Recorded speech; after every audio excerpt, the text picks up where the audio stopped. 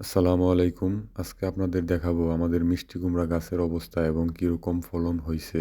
আমরা মূলত ছোট একটা জমিতে অর্ধেক মিষ্টি কুমড়া এবং অর্ধেক ক্ষীরা, অর্থাৎ এখানে ৫ কাঠা জমি, তার মধ্যে ১৭টা বিট হচ্ছে মিষ্টি কুমড়া এবং ১৭টা বিট হচ্ছে ক্ষীরা।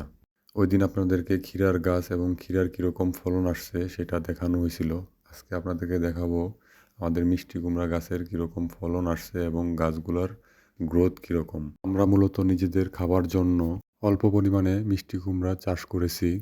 তা আপনারা দেখতে পাচ্ছেন এখানে মিষ্টি কুমড়া গাছগুলাতে ১টা ২টা করে ফলন আসা শুরু হইছে।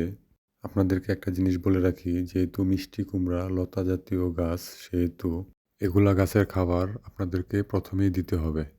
মাটি যখন উর্বর থাকবে তখন ফলন এবং গাছ ২টাই বেশি হবে। এখানে আমরা যে কাজটা করেছি সেটা হচ্ছে, যখন বীজ বপন করছি তার আগে বিটগুলা ভালোভাবে তৈরি করে নিয়েছি, অর্থাৎ গোবর এবং সার মাটির সাথে ভালোভাবে মিশিয়ে তারপরে বীজ বপন করছি। অনেকেই বলে থাকেন মিষ্টি কুমড়া ছোট অবস্থায় পচে যায়। তাদের উদ্দেশ্যে বলছি, আপনারা এরকম গাম ব্যবহার করতে পারেন। এখানে দেখতে পাচ্ছেন গামের মধ্যে প্রচুর পরিমাণের পোকা লেগে আছে। তো ২টা জিনিস আপনারা করতে পারেন। প্রথমত একটা হচ্ছে গাম, আর দ্বিতীয়ত হচ্ছে পরাগায়ন, অর্থাৎ হাত পরাগায়ন। এই ২টা কাজ যদি আপনারা করতে পারেন সেক্ষেত্রে মিষ্টি কুমড়া ছোট অবস্থায় পচে যাওয়ার হাত থেকে কিছুটা হলেও রক্ষা পাবেন।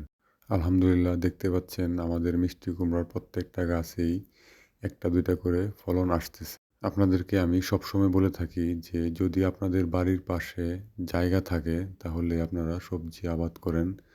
নিজের জমির সবজি খাবার মজা কীরকম, যদি আপনারা সবজি আবাদ না করেন তাহলে হয়তোবা কখনোই বুঝবেন না। আজকের মতো এ পর্যন্তই। সবাই ভালো থাকবেন, সুস্থ থাকবেন এবং আমাদের জন্য দোয়া করবেন। আসসালামু আলাইকুম।